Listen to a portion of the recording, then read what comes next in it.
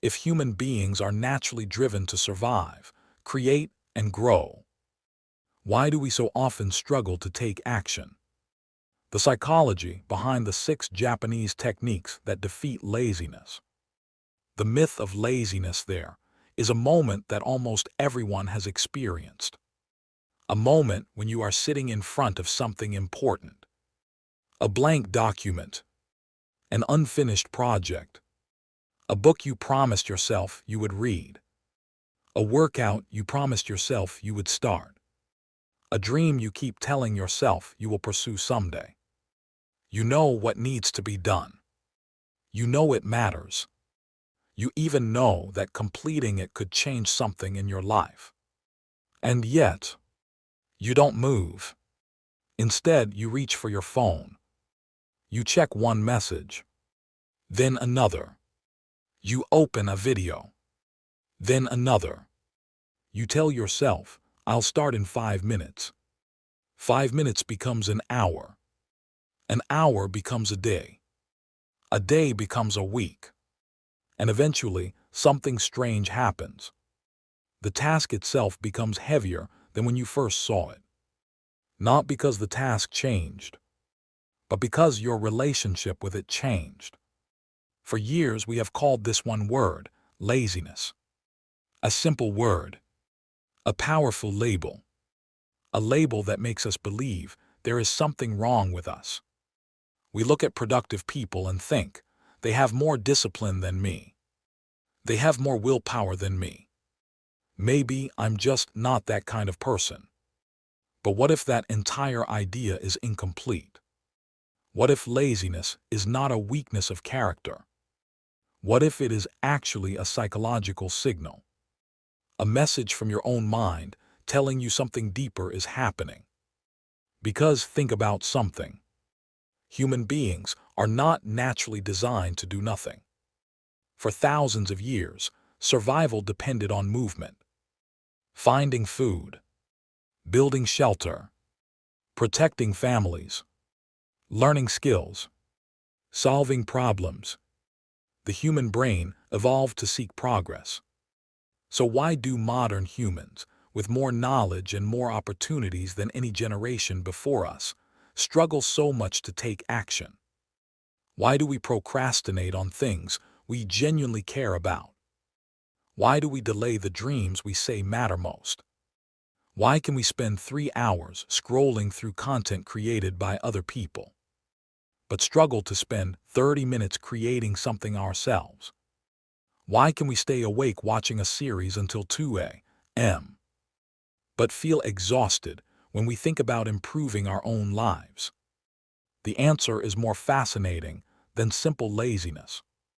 Because your brain is not always trying to stop you. Sometimes, it is trying to protect you. Every action you take requires energy. Every unfamiliar challenge carries uncertainty. Every possibility of failure carries emotional risk. And your brain, whose oldest responsibility is survival, constantly asks, is this worth the effort? Is this safe? Will this bring a reward? Could this cause pain or embarrassment? Sometimes the answer your brain gives is, not right now. And that small decision, repeated every day, slowly becomes a habit. But here is where the story becomes interesting. Long before modern psychologists began studying motivation, habits, and human behavior, a different culture had already been exploring similar questions. For centuries, Japanese philosophy has examined a deeper question. How do we create a life where action becomes natural instead of forced? Not through endless motivation, not through harsh self-discipline, not through fighting against yourself, but by understanding yourself. Hidden inside Japanese philosophy are 6 powerful ideas. 6 concepts that each address a different psychological barrier that keeps human beings stuck. One teaches us how to overcome the fear of starting. Another reveals why purpose is more powerful than motivation. Another shows us why perfectionism quietly destroys our progress. Another teaches us how to protect our energy instead of constantly burning ourselves out. And the final one asks a question that every person eventually faces. What are you doing with the limited time you have been given? These ideas are not magic formulas. They won't transform your life overnight. But they reveal something important. The battle against laziness was never really a battle against laziness. It was a battle against confusion. Confusion about what matters. Confusion about where to begin. Confusion about why we stop. Confusion about why we keep repeating patterns we know are hurting us. Maybe you don't need more motivation. Maybe you need less resistance. Maybe you don't need to force yourself to become someone else. Maybe you need to understand the person you already are. Because once you understand the hidden psychology behind your actions, change becomes much easier. And the first question we must answer is the question that stops millions of people before they ever begin. Why does starting feel so difficult? Why does the first step feel heavier than the entire journey? The Japanese have an answer. A simple idea. A philosophy built around one powerful truth. You don't transform your life through massive changes. You transform it through tiny moments repeated consistently. This is the psychology of Kaizen. The psychology of starting. Chapter 1. Kaizen, the psychology of starting. The next chapter will continue directly from this transition and go deeper into Kaizen, including the brain science of resistance, modern examples, stories, daily applications, and the emotional transformation from overwhelm right arrow momentum. Chapter 1. Kaizen.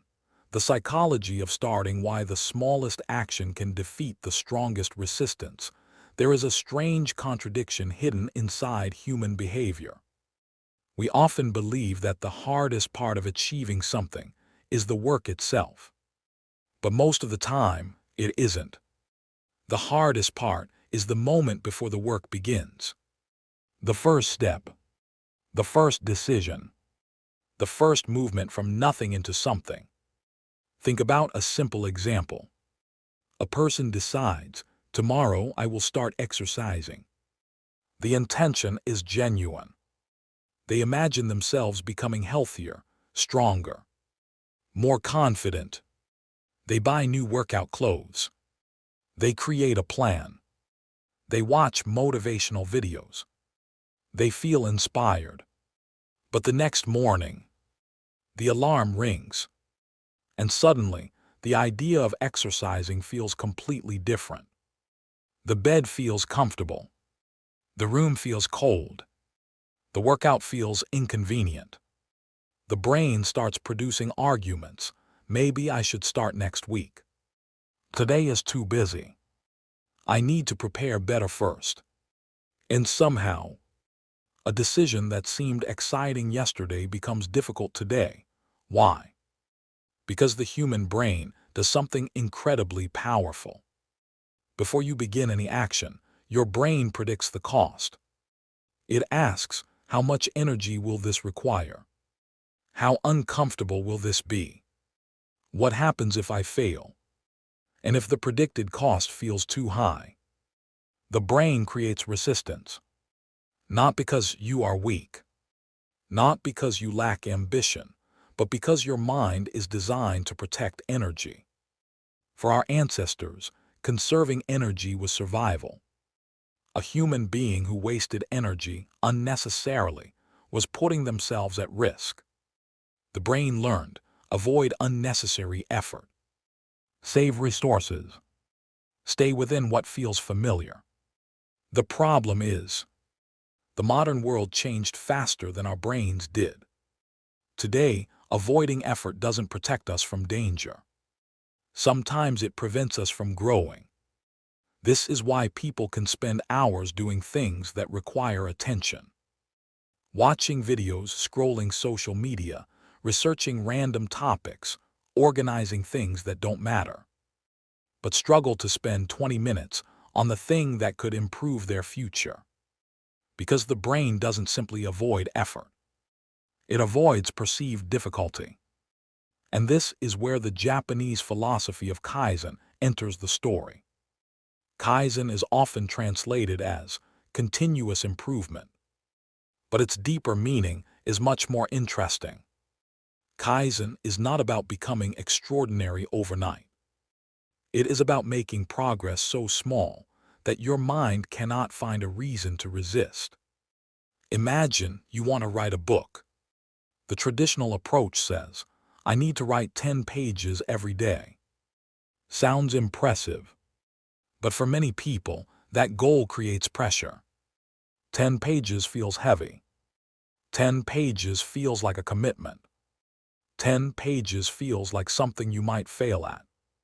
So the brain creates resistance. But Kaizen asks a different question. What is the smallest possible step that moves me forward? Maybe today, you write one paragraph. Maybe one sentence. Maybe you simply open the document. At first, this seems almost too easy. Your mind says, that won't change anything. But something much deeper is happening. You are sending your brain a new message. I am someone who takes action. And identity is where real transformation begins. Because humans don't only behave based on goals. We behave based on who we believe we are. A person who says, I am trying to exercise, has a different psychological relationship with fitness than someone who says, I am someone who takes care of my body.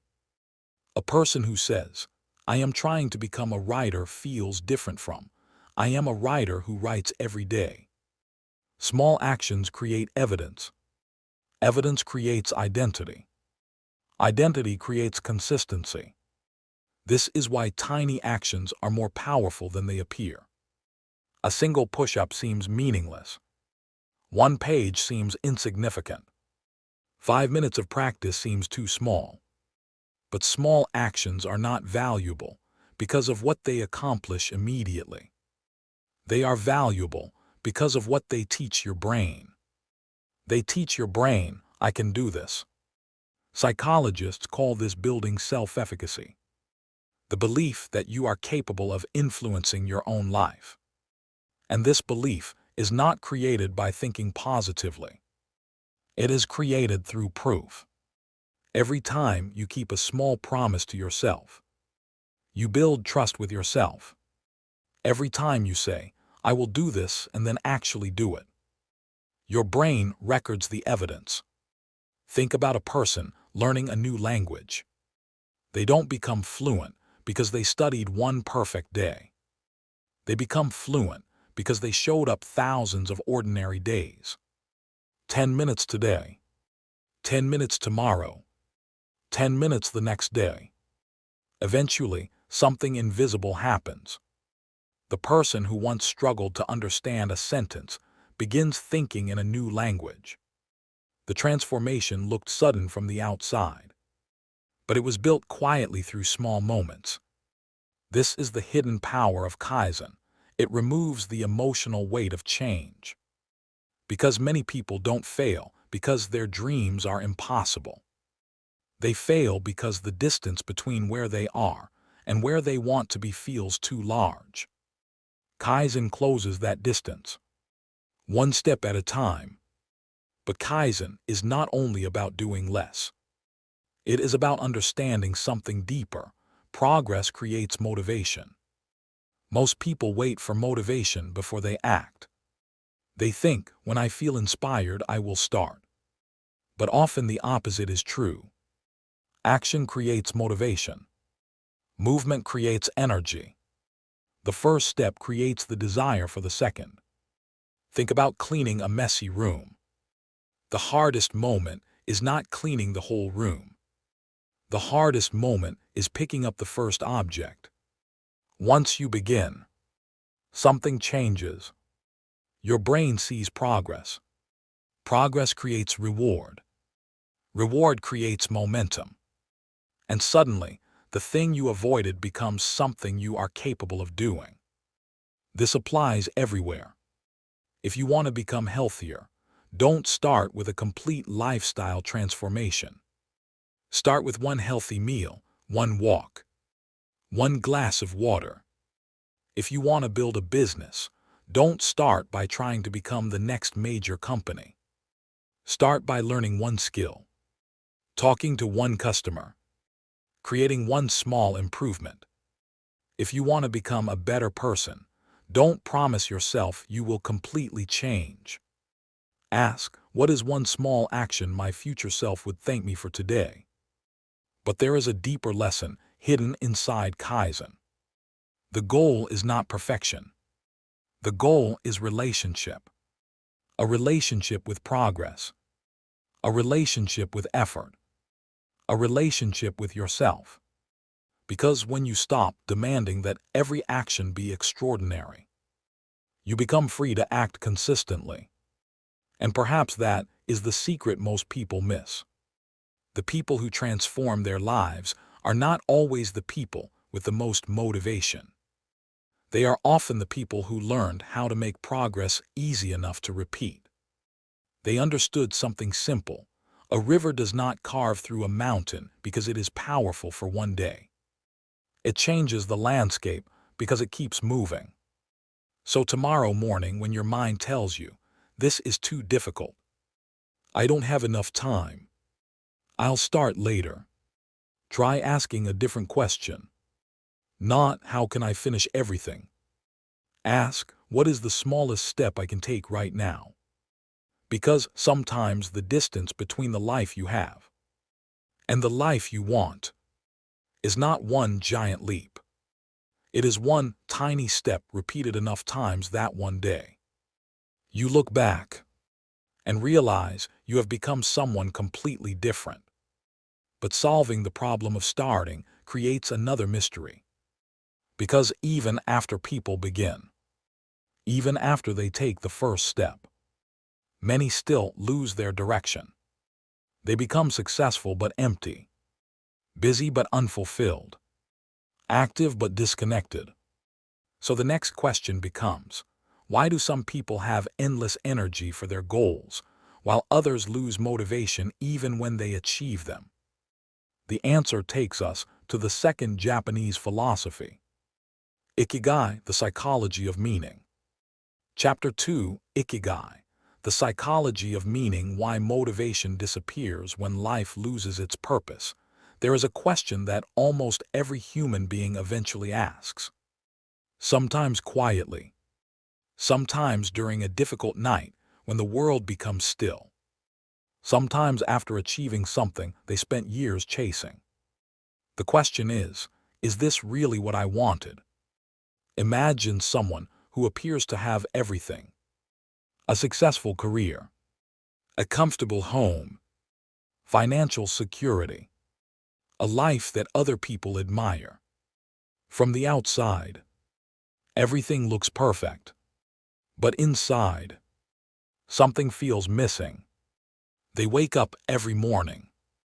They go to work. They complete their responsibilities. They answer messages. They attend meetings. They accomplish goals. But somewhere along the way, a strange feeling appears. A feeling they cannot easily explain. They are not exhausted because they are doing too much. They are exhausted because they no longer understand why they are doing it. This is one of the most overlooked causes of what we call laziness. Sometimes people are not lazy. Sometimes they are disconnected. Disconnected from meaning. Disconnected from purpose. Disconnected from a reason that makes the struggle worthwhile. Think about two people doing the exact same difficult task. One person sees it as meaningless. The other sees it as connected to something they deeply care about. The work is identical. The effort is identical. But psychologically, the experience is completely different. One person feels trapped. The other feels challenged. Why? Because human beings are not machines that run only on energy. We run on meaning. This brings us to one of Japan's most fascinating concepts, ikigai, a word often translated as reason for being, or more simply, the reason you wake up in the morning. But ikigai is not about finding one magical career. It is not a treasure hidden somewhere waiting to be discovered. It is something deeper. It is the connection between your actions and your sense of purpose, the feeling that your life is moving in a direction that matters. And this reveals something important about motivation. Most people think motivation comes from discipline. They believe successful people simply force themselves to work harder. But psychology tells us something more interesting. Human beings are much more persistent when they believe their effort has meaning. Think about a parent staying awake all night taking care of a sick child. The person is tired. The situation is difficult. But they rarely describe it as impossible. Why? Because love changes the meaning of the struggle. The exhaustion is still there. The difficulty is still there. But the purpose transforms the experience. Now compare that with someone who spends every day doing work they feel disconnected from. Even a simple task can feel heavy. Answering emails feels exhausting. Going to meetings feels draining. Starting projects feels impossible. Not because the person is incapable, but because the brain is asking, why am I spending my limited energy on this? This is why purpose is one of the strongest psychological forces behind action. A person without purpose must constantly push themselves. A person with purpose is pulled forward. The 4 questions of Ikigai, a popular interpretation of Ikigai, explores 4 areas where different parts of life overlap. 1. What do you love? The things that naturally attract your attention. The activities where time seems to disappear. The subjects you explore even when nobody asks you to. 2. What are you good at? Your strengths, your skills, your experiences, the things you have developed through practice. 3. What does the world need? The problems you feel connected to solving. The ways you can contribute. The people you can help. 4. What can you create value from? The ability to sustain yourself. Because purpose does not exist separately from reality. A meaningful life also needs practical foundations. Where these areas meet, you begin to discover your personal ikigai. But here is where many people misunderstand purpose. They think purpose has to be something enormous. They imagine changing the world, becoming famous, creating something historic. But purpose is often much quieter. A teacher helping a student believe in themselves. A nurse comforting someone during their hardest moment. A parent raising children with love and patience. A creator making something that helps one person. A person improving themselves so they can become better for those around them. Purpose does not need an audience. It needs meaning. The modern problem. Borrowed goals. One reason people lose motivation today is because many of their goals were never truly theirs. They inherited them. From society. From family. From social media. From comparison. You see someone online driving an expensive car. Your brain says, I need that. You see someone with a successful career. Your brain says, I should become that. You see someone's lifestyle. Your brain says, my life is behind. Slowly, you begin chasing goals that impress others but do not fulfill you. And this creates a dangerous psychological state. You can be moving forward, but in the wrong direction. You can climb a ladder for years, only to discover it was leaning against the wrong wall. This is why Ikigai begins with self-awareness. Before asking, how can I become more productive? Ask, what am I being productive for? Because productivity without purpose becomes exhaustion. Discipline without meaning becomes punishment. Success without fulfillment becomes emptiness. Applying Ikigai in daily life, you don't need to quit your job tomorrow. You don't need to completely redesign your life. Ikigai starts with small questions. Ask yourself, what activities make me feel alive? Not just entertained, alive. What problems do I naturally care about? What situations make you think someone should do something about this? What strengths have I ignored?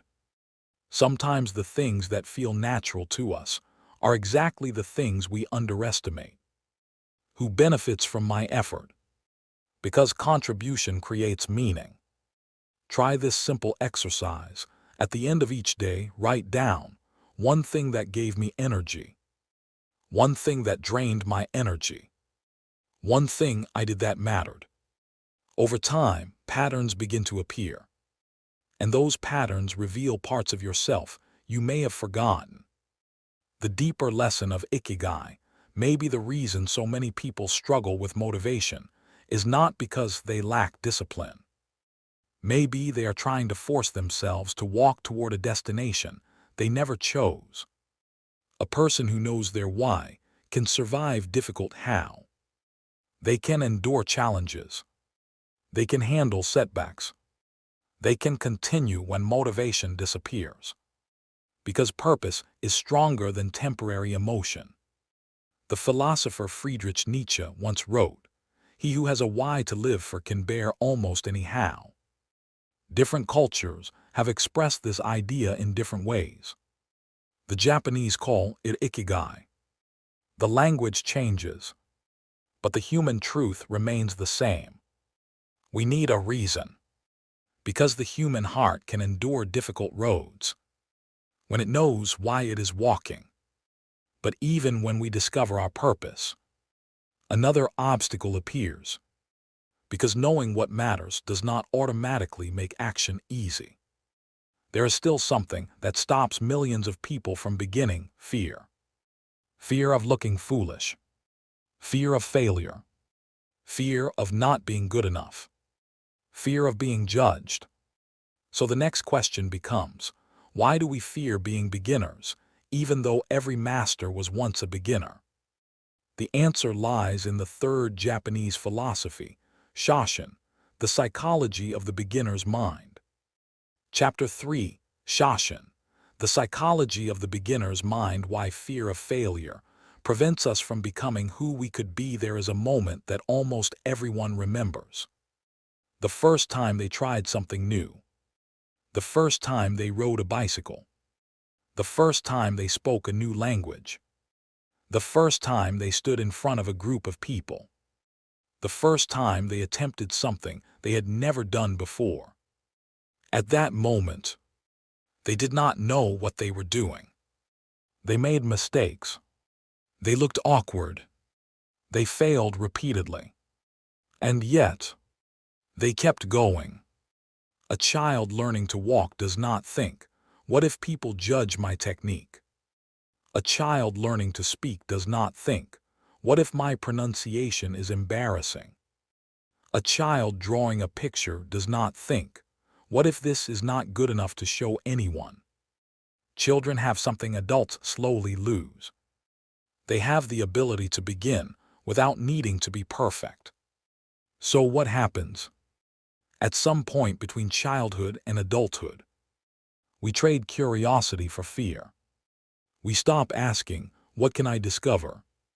And we start asking, what will people think of me? This creates one of the greatest invisible barriers to personal growth, the fear of being a beginner. Think about how many dreams disappear before they even begin. Someone wants to start a YouTube channel, but they think, my first videos won't be professional enough. Someone wants to learn a new language, but they think, I will sound stupid when I speak. Someone wants to start a business, but they think, what if everyone sees me fail? Someone wants to create art, but they think, what if I'm not talented? So they wait. They prepare. They research. They plan. They consume information. But they never create. And this is where psychology reveals something fascinating. Often, we are not afraid of failure itself. We are afraid of what failure means about us. Failure becomes a threat to our identity. If I fail, does it mean I am not intelligent? Does it mean I am not talented? Does it mean I am not capable? Does it mean other people will lose respect for me?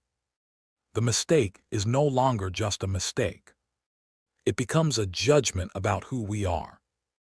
And when the brain sees something as a threat to identity, it tries to avoid it. This is why many intelligent people procrastinate. Not because they don't know what to do, but because they know exactly what is at risk. Their ego, their image, their sense of being competent. But centuries ago, Japanese Zen philosophy developed an idea that challenges this mindset. The concept is called Shoshin.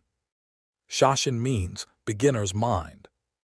It is the practice of approaching life with openness, curiosity, and humility. It means letting go of the belief that you already know everything. It means seeing every experience as an opportunity to learn. A beginner asks, "What can I discover?" An expert who has become trapped by ego asks, "How can I prove I am right?"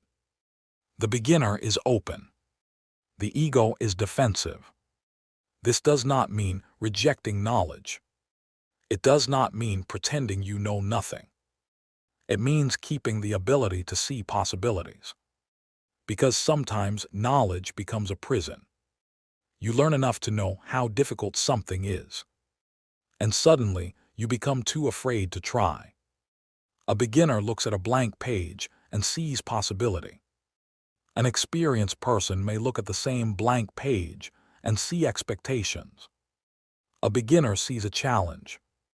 An anxious perfectionist sees a test. The psychology of curiosity, one of the reasons Shoshin is so powerful, is because curiosity changes how the brain responds to difficulty. When you approach something with fear, your attention focuses on avoiding mistakes. Your mind asks, "How do I not fail?" But when you approach something with curiosity, your mind asks, "What happens if I try?" The situation has not changed. Only your relationship with it has changed. Imagine two people learning to play the piano. The first person thinks, "I need to become good quickly. People might hear me. I cannot make mistakes." Every wrong note feels painful. Every mistake feels like proof they are failing. Eventually, they quit. The second person thinks, "Interesting. What happens if I practice this section differently?" Every mistake becomes information. Every failure becomes feedback. They continue. Months later, the second person improves. Not because they were more talented, because they were willing to remain a beginner longer. The modern world makes this harder today. We live in an age where everyone appears experienced. Social media shows the finished product, not the messy beginning. You see someone's successful business. You don't see their first failed idea. You see someone's perfect fitness transformation. You don't see the years of inconsistency. You see someone's polished skill. You don't see the thousands of mistakes that created it. We compare our beginning to someone else's middle, and then we wonder why we feel behind. Shoshin reminds us, every person you admire was once terrible at the thing they are now great at. Every expert was once confused. Every master was once a beginner. The difference is not that they never struggled. The difference is that they stayed. Applying Shoshin in daily life, how do you practice beginner's mind? Start by changing the questions you ask. Instead of, am I good at this? Ask, what can I learn from this? Instead of, what if I fail? Ask, what information will failure give me? Instead of, I should already know this. Ask, what can this teach me? Try intentionally becoming a beginner. Learn something completely outside your comfort zone. Cook a new recipe. Learn a language. Try drawing. Play an instrument. Start a new physical activity. Not because you need another achievement, but because you need to reconnect with the feeling of learning. Because there is something powerful about being a beginner. A beginner is free. They are not protecting an image. They are not defending a reputation.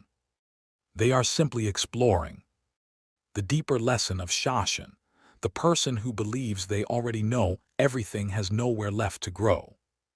But the person who remains curious, remains alive. Maybe the goal is not to become someone who never feels afraid.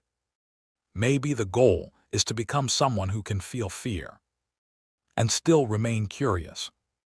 Because courage is not the absence of uncertainty. Courage is the decision that learning is more important than protecting your ego. The child inside us knew something important. You do not have to be good before you begin. You become good because you began. But even after we overcome the fear of starting, even after we accept being beginners, another invisible enemy appears. Something that traps millions of talented people. Something that makes them delay, overthink, and never finish. The desire to make everything perfect. The fear that if it isn't flawless, it isn't worth showing. So the next question becomes, why do we destroy our own progress by demanding perfection from ourselves? The answer lies in the fourth Japanese philosophy, wabi-sabi, the psychology of imperfection. Chapter 4, Wabi-sabi, the psychology of imperfection, why the search for perfection keeps us trapped there, is a strange thing that happens when people dream about creating something meaningful. At the beginning, there is excitement. A new idea appears. A new possibility. A vision of what could exist. You imagine the finished product. The successful business. The perfect book. The incredible video. The transformed body. The beautiful life. But then reality enters. You begin. And suddenly, the distance between your imagination and your current ability becomes painfully obvious. The first draft is messy. The first attempt is awkward.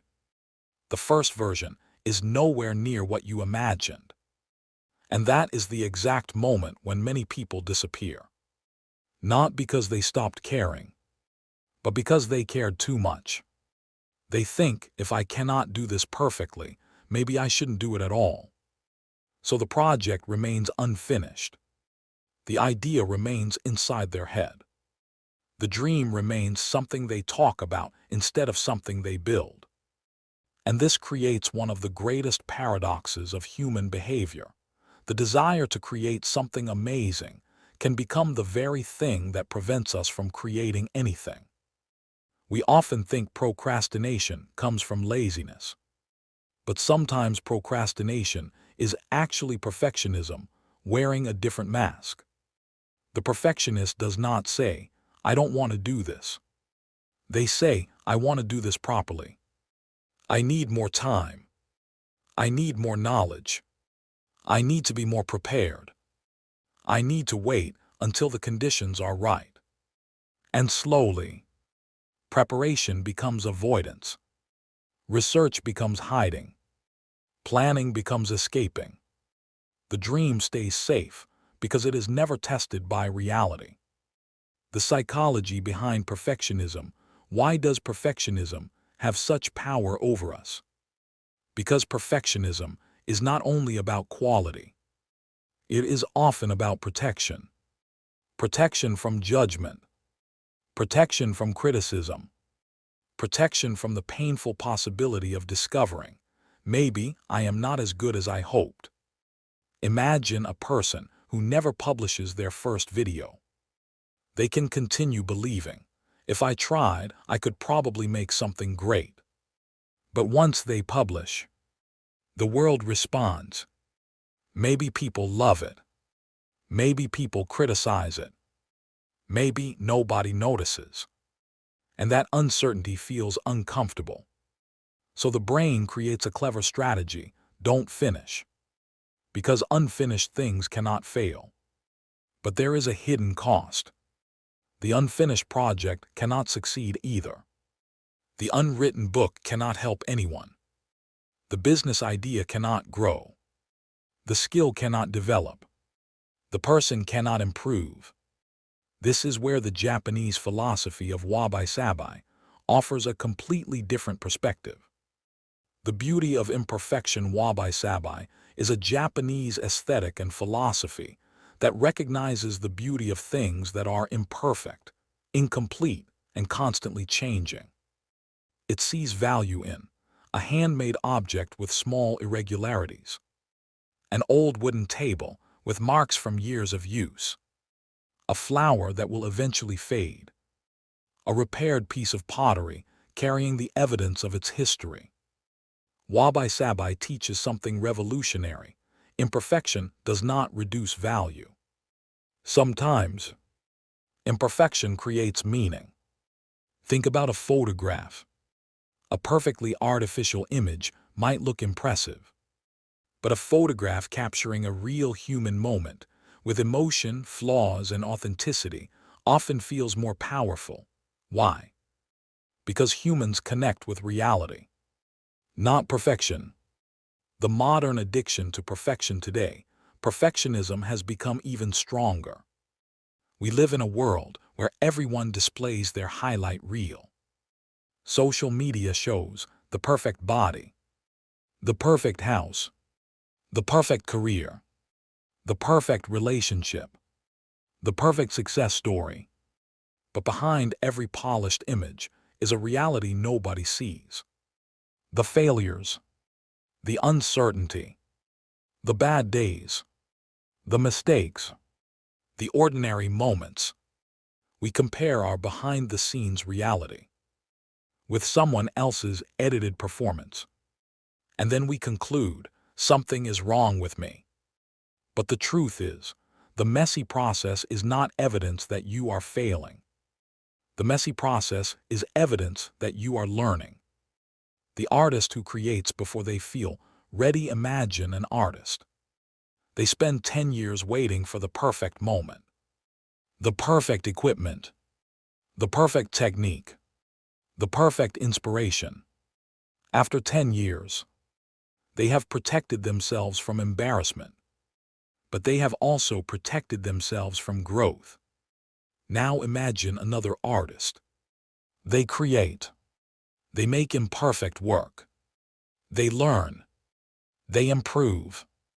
They create again. Their early work looks nothing like their later work. But without the imperfect beginning, the masterpiece could never exist. The difference between them is not talent. It is their relationship with imperfection. Applying wabi-sabi in daily life. 1. Create before you feel ready. The first version is not supposed to be amazing. It is supposed to exist. A terrible first draft can become a great final version.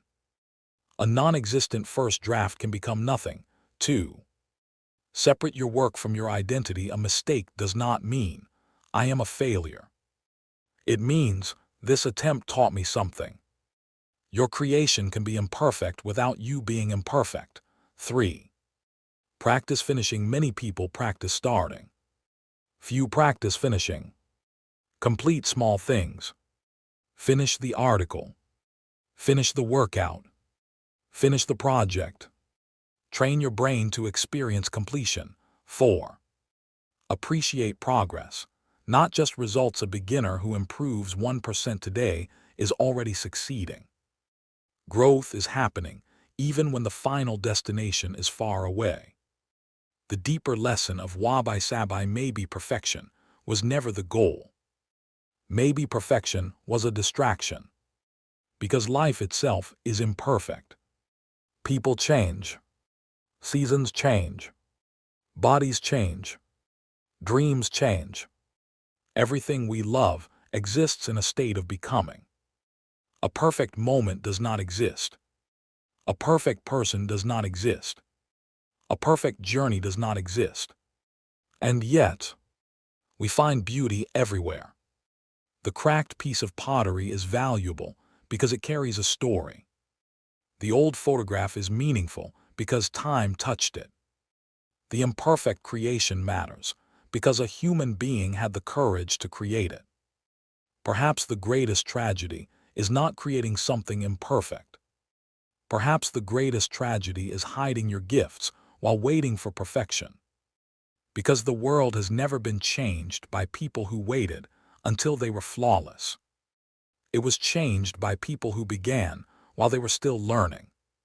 But even after we learn to start, even after we accept imperfection, another challenge remains. Because many people know how to push themselves. They know how to work harder. They know how to chase goals. But eventually, they break. They become exhausted. They lose their passion. They confuse burnout with success.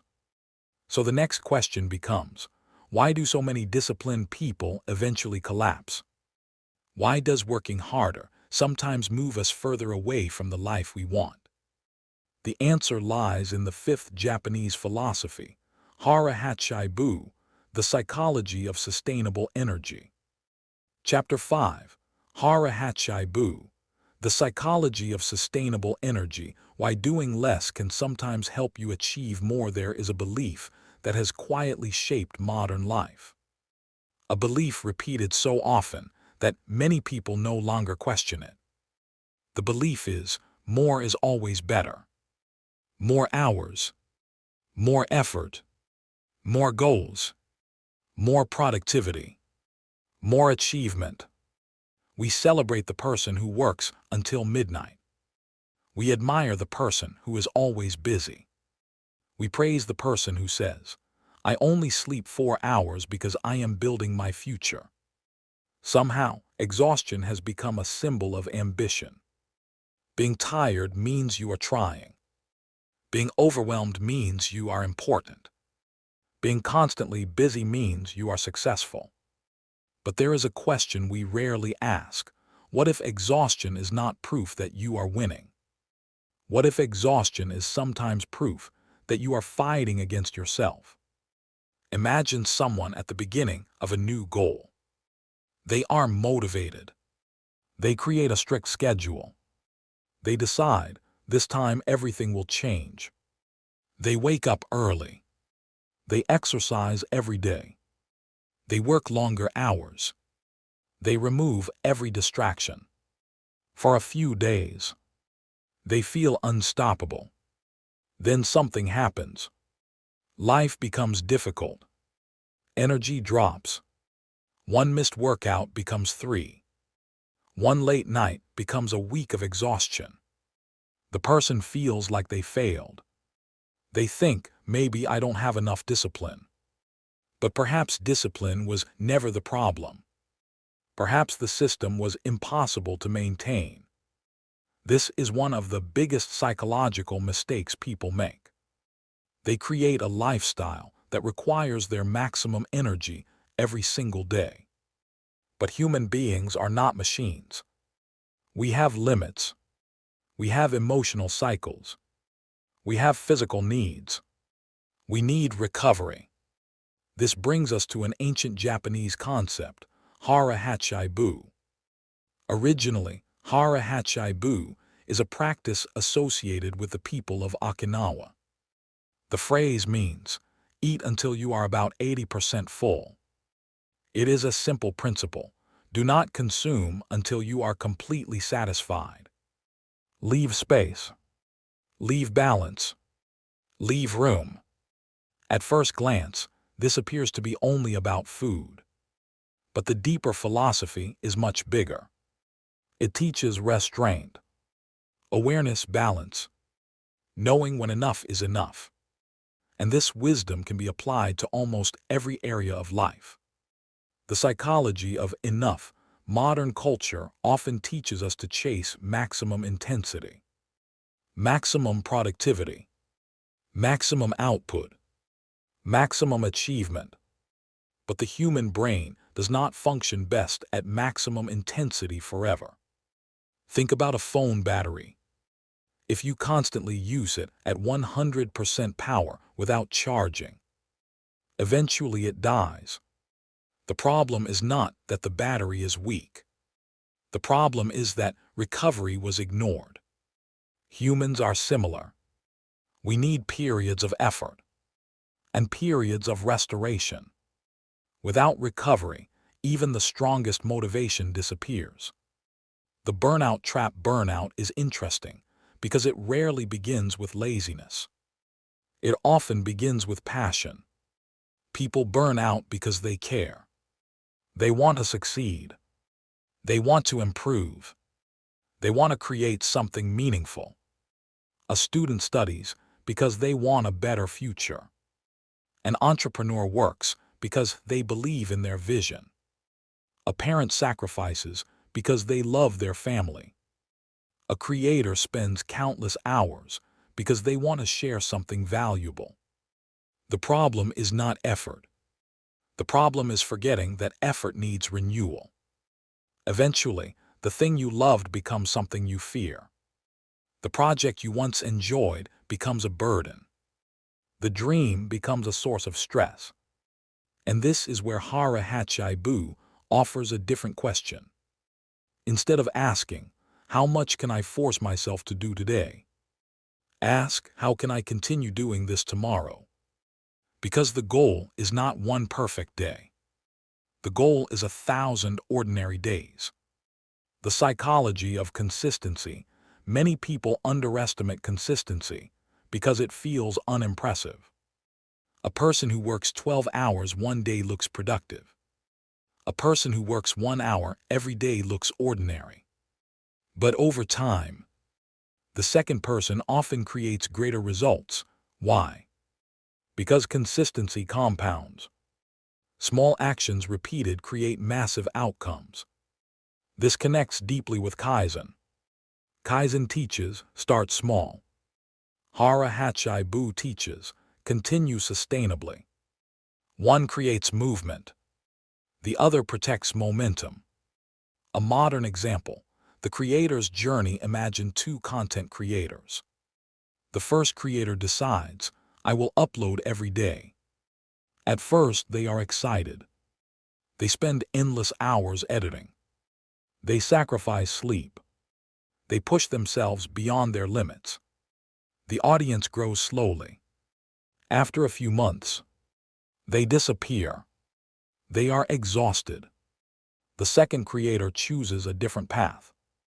They create a realistic schedule. They improve gradually. They protect their creativity. They leave time for learning and recovery. A year later, they are still creating. Who wins? Not always the person who worked the hardest, often the person who remained. Applying Hara Hachibu in daily life. 1. Stop before complete exhaustion. Leave some energy for tomorrow. A workout does not need to destroy you. A work session does not need to drain your entire mind. 2. Create sustainable goals instead of, I will completely change my life this month. Try, what can I realistically maintain for the next year? 3. Protect your energy like a resource. Your attention, your health, your emotional energy. These are not unlimited. Spend them carefully. 4. Learn the power of stopping. Many people know how to start. Few know how to stop. Stopping is not weakness. Sometimes stopping is wisdom. The deeper lesson of Hara Hachibu. The world tells us, Prove yourself by how much you can endure. Hara Hachai Bu asks, can you respect yourself enough to protect your future? Because true discipline is not punishment. It is care.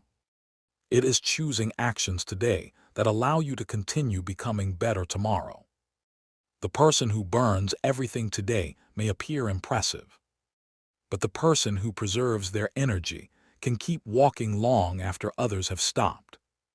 A candle that burns too brightly disappears quickly. A steady flame can illuminate the darkness for a long time. And perhaps that is the secret. Success is not built by constantly running at full speed. It is built by learning your rhythm, knowing when to push, knowing when to recover, knowing when enough is enough. But there is still one final psychological battle. Even if we learn to start, even if we discover meaning, even if we accept imperfection, even if we protect our energy, one question remains. A question about time. A question about potential. A question about the life we are quietly wasting while waiting for the right moment. What happens when we realize that the greatest resource we are wasting is not money, success, or opportunity, but the limited time we will never get back? The answer lies in the final Japanese philosophy, Matenai, the psychology of regret. Chapter 6, Matenai, the psychology of regret. The day you realize you were never wasting time. You were wasting your life. Imagine this. You are 80 years old. The house is quiet. The calendar on the wall no longer feels important. Your phone barely rings anymore. The deadlines that once kept you awake at night have disappeared. The meetings, the notifications, the endless to-do lists gone. All that remains is memory. Now imagine someone asks you one simple question. What do you wish you had done differently? How would you answer? Would you wish you had spent more time checking emails? More time worrying about what strangers thought of you? More time waiting until you felt ready? Or would your mind travel somewhere else? To the book you never wrote, the business you never started, the trip you kept postponing, the apology you never gave, the person you loved but never told, the version of yourself that never had the chance to exist. Most people fear failure, but psychologists have found something fascinating. As people grow older, many regrets shift. Instead of regretting the things they tried, they often regret the things they never attempted, the opportunities they let pass, the conversations they avoided, the risks they never took, the life they kept postponing. Perhaps that is because failure eventually becomes a story. But regret becomes a question with no answer. What if? Two words, yet they have the power to haunt a lifetime. This is where the Japanese philosophy of Matenai enters. At first it seems simple. The word is often used to express sadness over waste. Wasting food, wasting water, wasting materials, wasting things that still have value. But beneath that simple idea lies something profoundly human. Matenai is not only about respecting objects. It is about respecting existence itself. It asks us to recognize the value that already surrounds us before it disappears. And perhaps nothing is more valuable or more easily wasted than time. Think about how casually we spend it. 5 minutes becomes an hour becomes an evening becomes another year. One day you realize that the dreams you called someday have quietly become maybe never. Not because you chose to give them up, but because you believed there would always be more time. The human mind has a remarkable ability to imagine the future as endless. We tell ourselves, I'll start next month. I'll call them next weekend. I'll travel when life becomes less busy. I'll take care of my health after this project. I'll finally chase my dream when everything settles down. But life rarely settles down. It simply changes. One responsibility becomes another. One season becomes the next. And without realizing it, we begin postponing our lives while we are busy planning them. There is a psychological reason for this. The future always feels abundant. Tomorrow feels like an unlimited resource. Today feels expensive. So the brain keeps borrowing from tomorrow. Just one more day. Just one more week. Just one more year. Until one day, there are fewer tomorrows left than yesterdays. This is why Matinai is so powerful. It changes the question. Instead of asking, what do I still need? It asks, what have I already been given that I am failing to appreciate? Time, health, curiosity, friendship, opportunity, attention, the ability to learn, the ability to begin again. Imagine someone holding a priceless painting in their attic. They walk past it every day without noticing its value. Only after losing it do they realize what they had.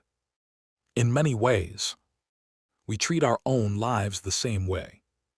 We assume there will always be another sunrise, another chance, another conversation, another beginning. But every sunrise is unique. Every ordinary day is unrepeatable. The invisible cost of delay. Think about a dream you've carried for years. Not the one other people expect from you. The one that quietly returns whenever your mind becomes still. Maybe it's writing a book, starting a business, learning an instrument, moving to a new place, returning to university, creating something that outlives you. Now ask yourself an uncomfortable question. What has this dream cost you simply by waiting? Not financially, emotionally. How many mornings have you imagined it? How many nights have you wondered if you still could? How much of your confidence has slowly disappeared because of promises you never kept to yourself? Every promise we repeatedly break with ourselves changes something deep inside us. It weakens trust. And without trust, even motivation begins to disappear. The quiet power of gratitude Matinai is not meant to make us afraid. It is meant to make us awake. Because gratitude changes how we see action. When you truly appreciate time, you stop spending it carelessly. When you appreciate your body, you begin treating it differently. When you appreciate relationships, you become more present. When you appreciate your potential, you stop treating it as something that can wait forever. Gratitude is not simply saying thank you. It is behaving as though what you have is precious. Applying Matinai every day at the end of each evening, ask yourself 3 questions. What did I use well today? Not just money. Your attention, your energy, your kindness, your time. What did I waste today?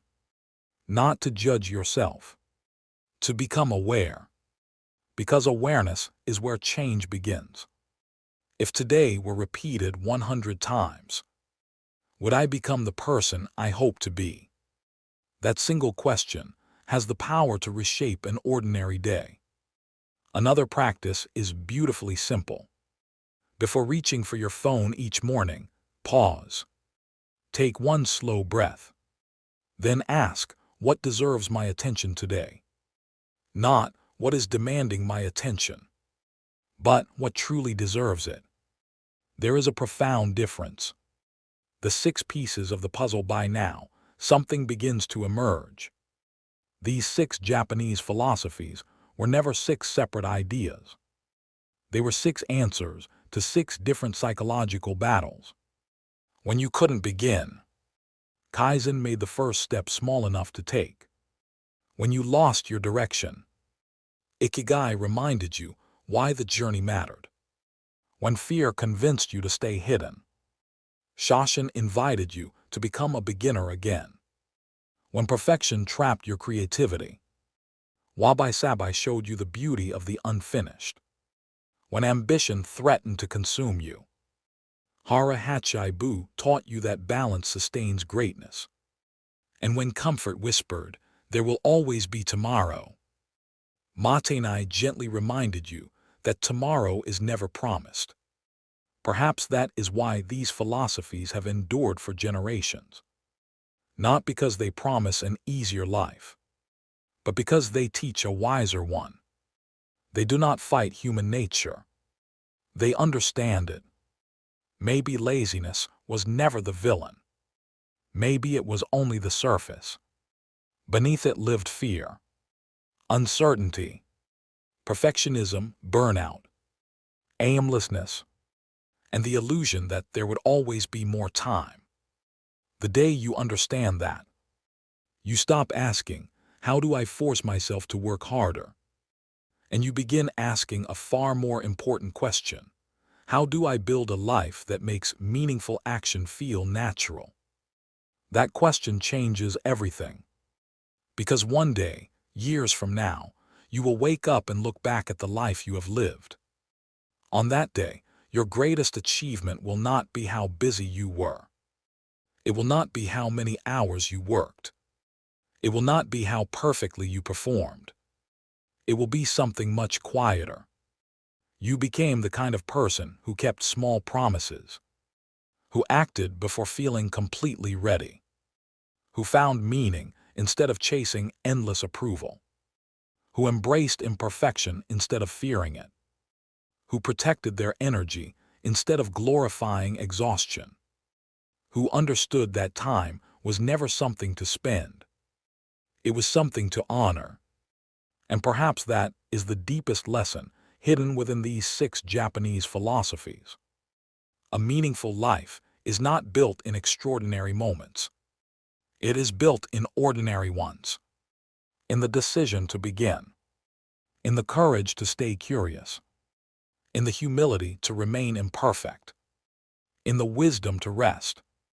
In the gratitude to recognize that this day, this ordinary, unremarkable day, is the only one you are guaranteed.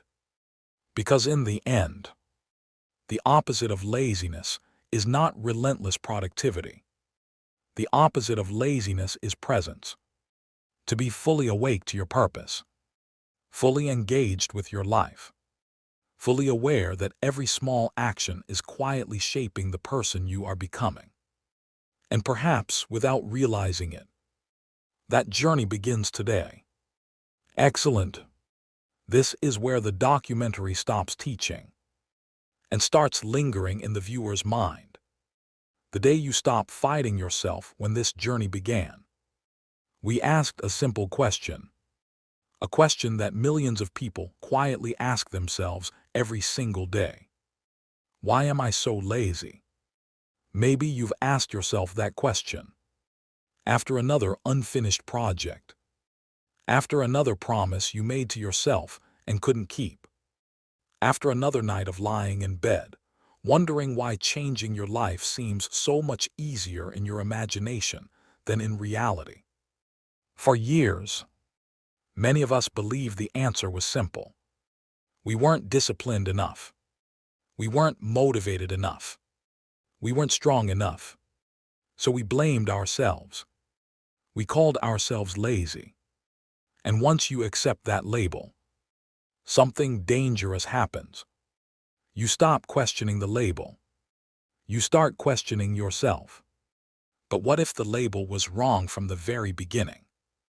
What if laziness was never the disease, only the symptom? Because throughout this journey, we discovered something unexpected. When you struggled to begin, it wasn't because you lacked character.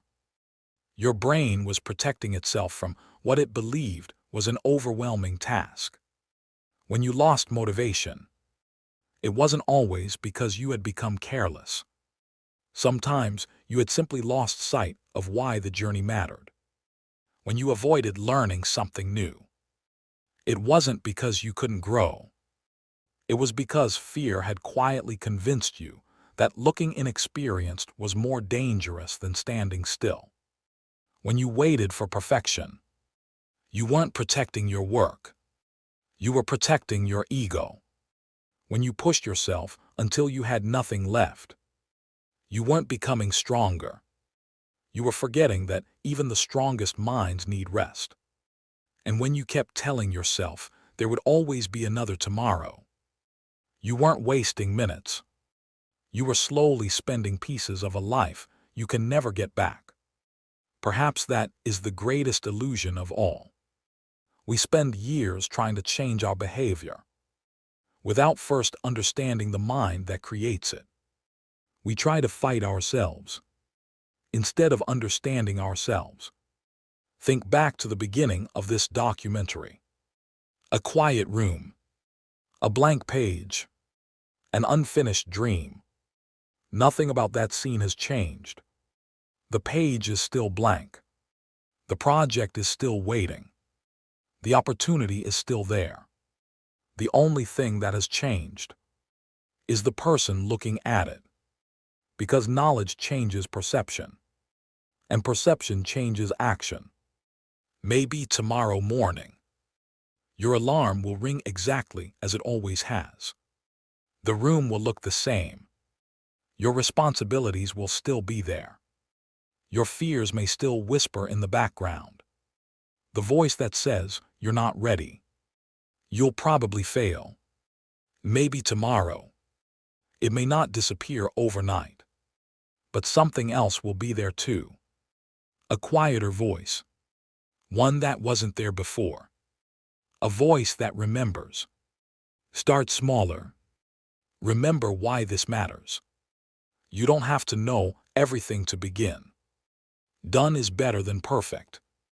Leave energy for tomorrow. Don't waste today.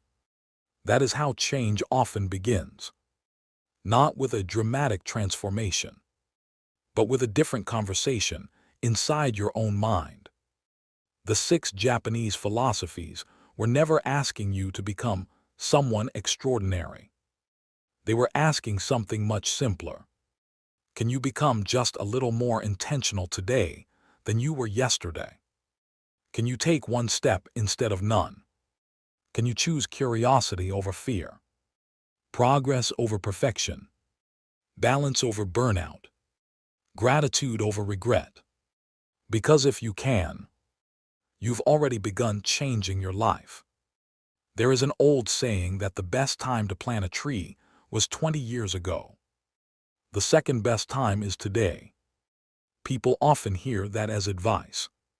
But perhaps it is something deeper. Perhaps it is forgiveness. A reminder that while you cannot rewrite yesterday, you are not imprisoned by it either. Every sunrise arrives carrying the same quiet question. What will you do with the hours you've been given? Not yesterday's hours. Not tomorrow's, today's.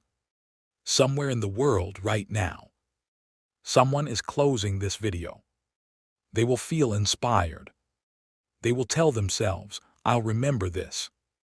And then life will continue exactly as before. Tomorrow will arrive. The phone will buzz. The routine will return. The dream will be postponed again. Not because they didn't understand, but because understanding alone never changes a life. Action does. And somewhere else, another person will close this video. Walk to a desk. Open a notebook. Put on a pair of running shoes. Make a difficult phone call. Write the first paragraph. Or take one small step they have avoided for months. To the outside world, that action will look insignificant, almost invisible. But history has always been shaped by moments that looked ordinary while they were happening. A single decision, a single conversation, a single beginning. If there is one thing these 6 Japanese philosophies teach us, it is this: a meaningful life is rarely built through giant leaps. It is built through quiet decisions made when nobody is watching. The decision to begin, the decision to continue, the decision to learn, the decision to accept imperfection, the decision to protect your future self, the decision to honor the time you have been given. One day, years from now, you may look back on your life and struggle to remember what happened on an ordinary Tuesday. Most days disappear into one another, but every meaningful life is quietly shaped on ordinary Tuesdays, on ordinary mornings, on ordinary evenings, not because they were extraordinary, but because someone chose to do one small thing differently. So perhaps the opposite of laziness was never relentless productivity. Perhaps it was never waking up at 5 in the morning, or working until midnight, or becoming endlessly disciplined. Perhaps the opposite of laziness is presence, being fully present with your choices, fully present with your purpose, fully present with the person you are becoming. And maybe, years from now, you won't remember every psychological theory. You won't remember every Japanese word. But I hope you'll remember one simple truth. You are not changed by the life you imagine. You are changed by the life you practice. One small action, one honest decision, one ordinary day at a time. So when tomorrow morning arrives, and you find yourself sitting once again in front of that blank page, that unfinished project, that difficult conversation, that dream you've postponed for far too long, don't ask yourself, can I change my entire life today? Ask yourself something much smaller, something much quieter. What is the next right step? Take it, then take another. And one day, without realizing exactly when it happened, you will look back at the person you used to be and smile, not because your life became perfect, but because you finally stopped waiting for permission to begin. Because in the end, the greatest transformation is never becoming someone else. It is finally becoming the person you were always capable of being. If this changed the way you think about laziness, share it with someone who's been too hard on themselves. And if you're ready to understand the psychology behind all 6 Japanese philosophies in depth, watch the full documentary on the channel. Your next step doesn't have to be big. It just has to begin. Subscribe to Dark Mind Pro, because awareness is where freedom begins.